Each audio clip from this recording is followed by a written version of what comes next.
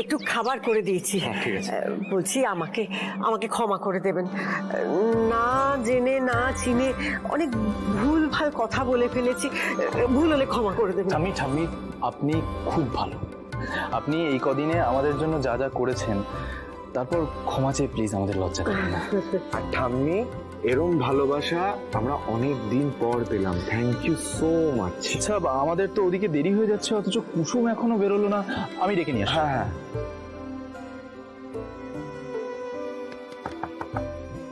কুসুম,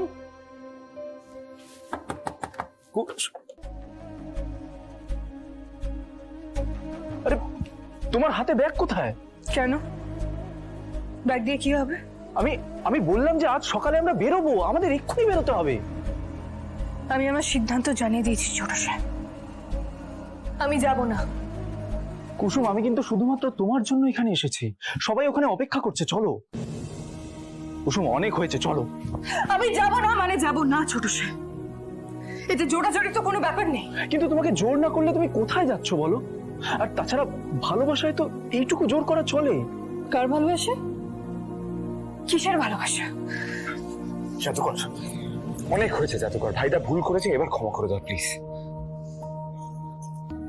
কাউকে ক্ষমা করে দেওয়ার মতো যোগ্যতা কি আমার আর আছে? কুসুম, কথায় কথা বাড়ে, প্লিজ চলো না। আমি তো সেটাই বলছি ছোট সাহেব, কথা বাড়ি তো কোনো লাভ নেই।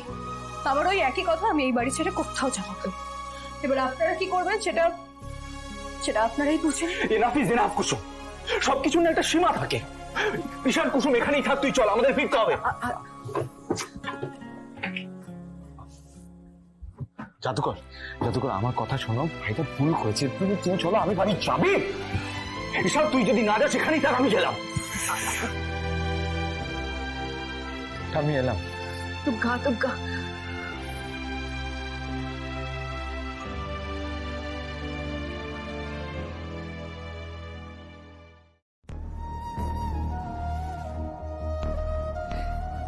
তোর কিসের এত জেদ রে?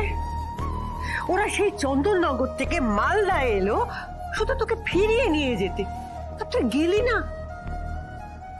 জেদের বসে কিছু সিদ্ধান্ত নিলে না, পরে সেটা পস্তাতে হয়, এটা মনে রাখবি।